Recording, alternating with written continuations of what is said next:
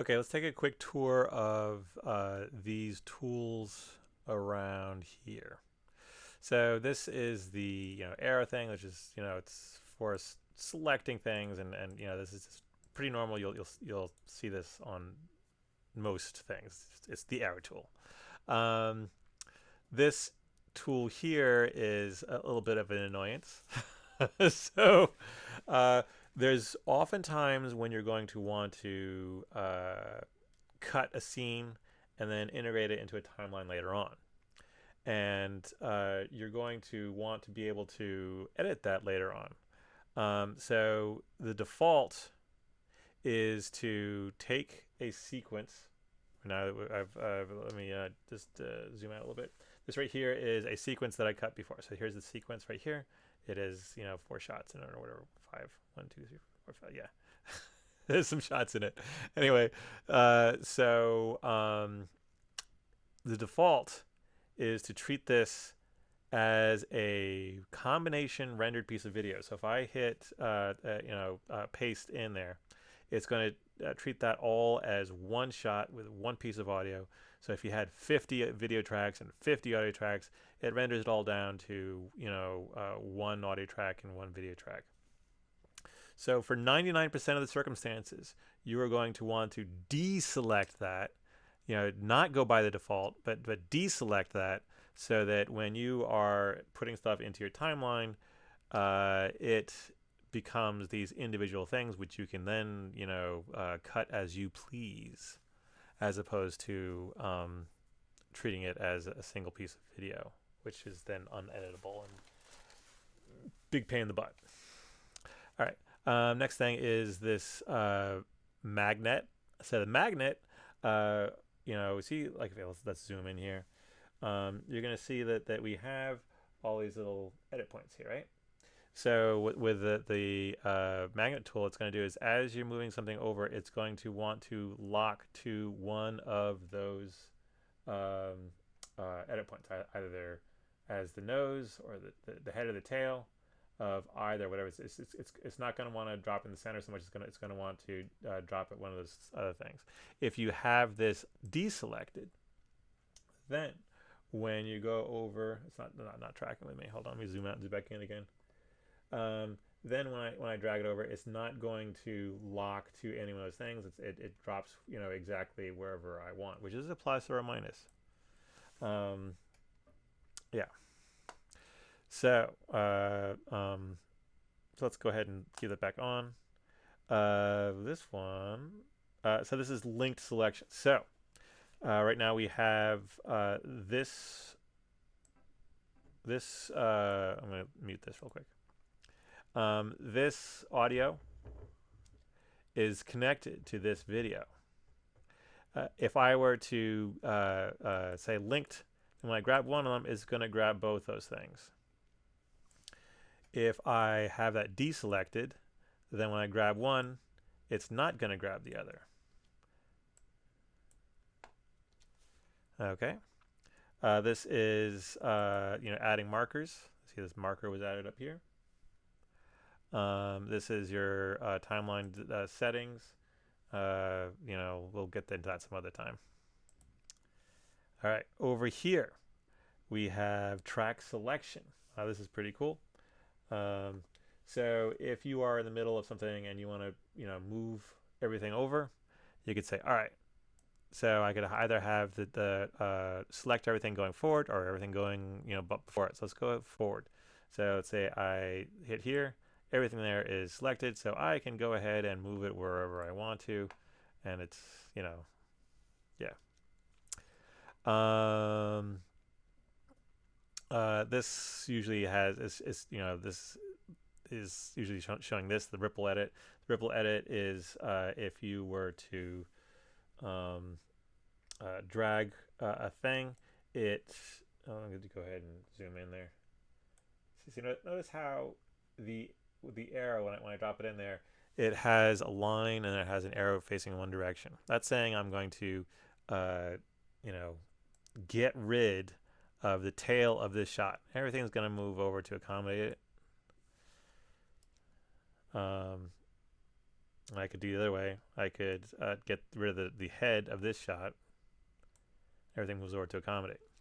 So that is the ripple.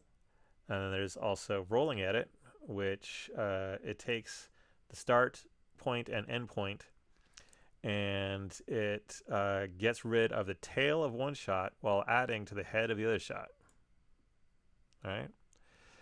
Next we have the stretch tool. So the stretch tool, let's say, let's see if I have any time. Okay, so right now we have this. I'm going to turn this back on.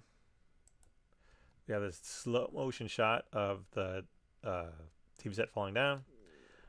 I can take the rate and I can make it happen faster. Or even faster.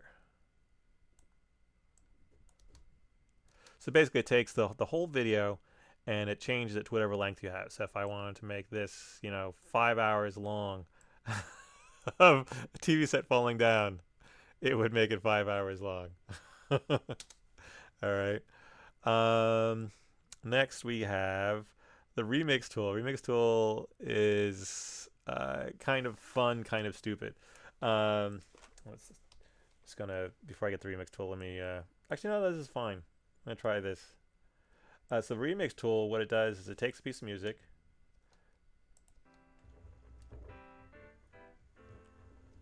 and it says, all right, I am going to use AI to extend or shorten that piece of music.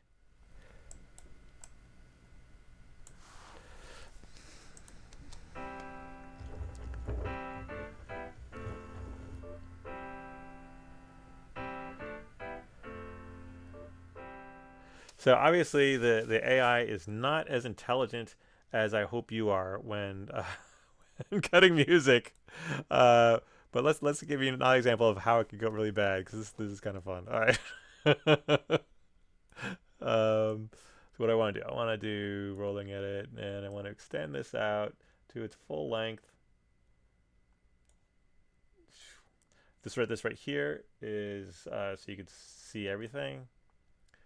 Okay, I got it full length. All right. And now I'm going to use the AI tool to make it shorter.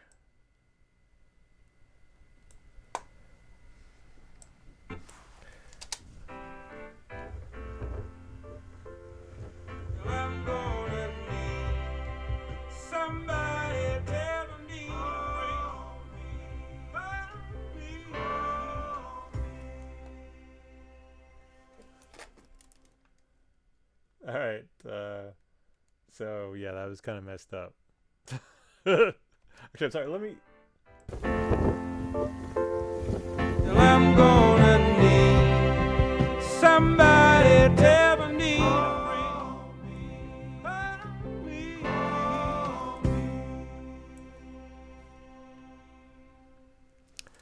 Okay. So yes, that's not. It doesn't. If you're doing something that is very repetitive, like I don't know, dance music, maybe that thing would work. Who knows? But you could easily do that yourself. But if you're really in a rush, using the AI there can make things go fast. All right, so on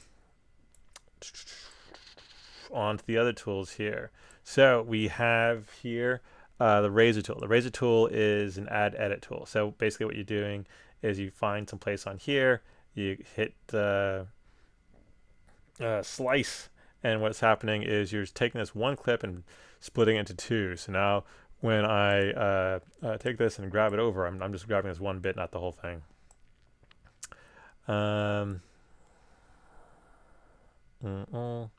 Slip tool. So there's slip and slide. So slip tool, what that does is it keeps, let's see if I can find an example here. Mute this so it doesn't become an issue. I'm going to zoom in.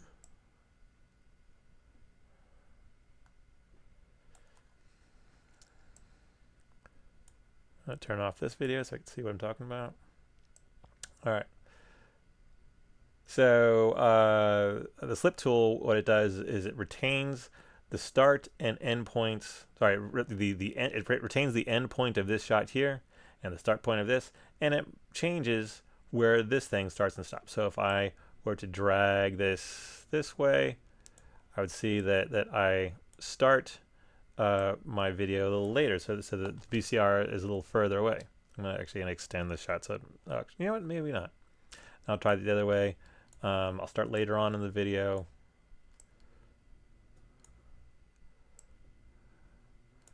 So that once again, the end point of this shot is the same, the beginning point of the shot is the same, but the beginning and end points of this one is different. Starting and ending a little different. All right, that's what the slip tool is. Now slide is the other way around. You take this shot and it stays the same, but the shots before and after it change. So yeah. All right. Where are we at now? The pen tool is used for effects when you're trying to draw masks. Box tool is also for effects. Hand tool is also for grabbing things around, for effects. Title tool is for doing titles. I think what else is useful here. All right, I think that is. Let's talk about these up here. So this right here is, add a marker, make an endpoint, make an out point, go to an endpoint, go to an out point. Oh, sorry. Go to an out point over here. Play back one frame, play forward, normal. Play forward one frame. Lift, which is you take a shot and you hit lift. Wait, where the? Huh. Okay, let's try doing in and out. See, in, out. Now, because I have in and out, it's going to look at all these things that I've selected, and when I hit lift, it's going to make a big hole. If I were to do, looks like I could go ahead and do everything here. It's going to leave a big hole. If I were to do extract, then what happens is when I lift that stuff out, everything is going to squeeze back to where to take up. It's basically it's just, everything just moves that way. If I want to export a frame, let's say for example, if I was doing a still and I wanted if I want to do a reference shot for a poster or for color correction or something else, I could take I could export the still. This looks like comparison, and when you're doing color correction, you want to compare one shot and another shot or something like that. Okay, proxies.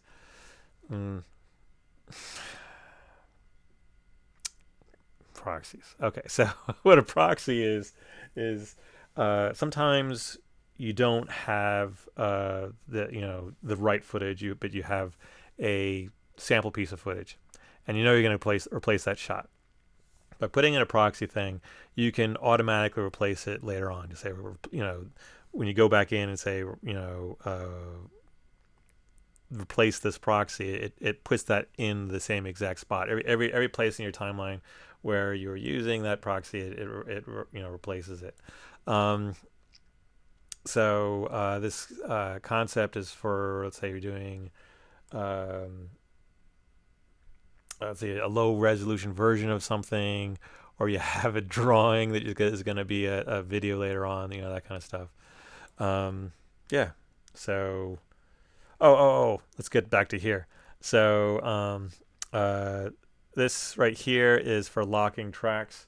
So if you want to lock it so that no one can cut it, it's just going to stay there. Let's say, for example, you're doing a music video. You want to lock your audio so that no one can possibly accidentally screw up the song while you're trying to add video to it.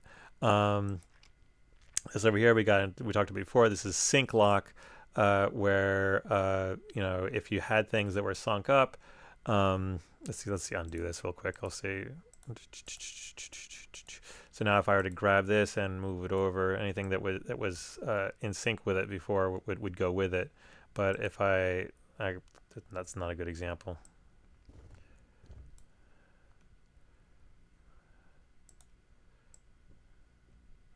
Eh,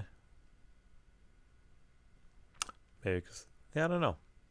Uh, I guess so. Anyway, I generally have them unlocked so that I could do things the way I like doing things. These eyes are allow you to turn on and off video tracks.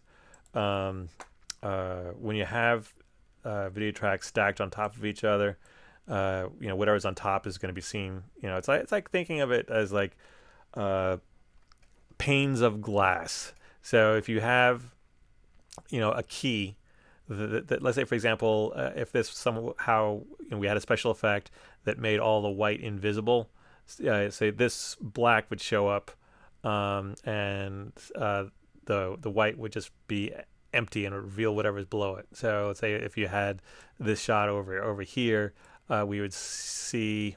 Let's turn that audio video on here.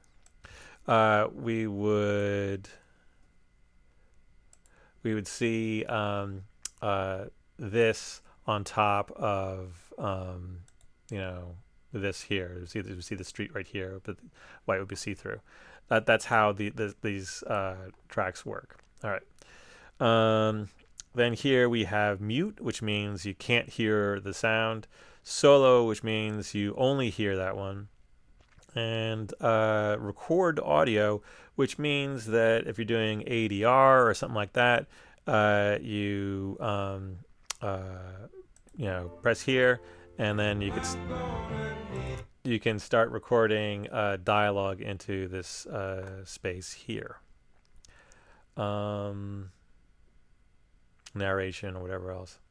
All right, that is it for these tools.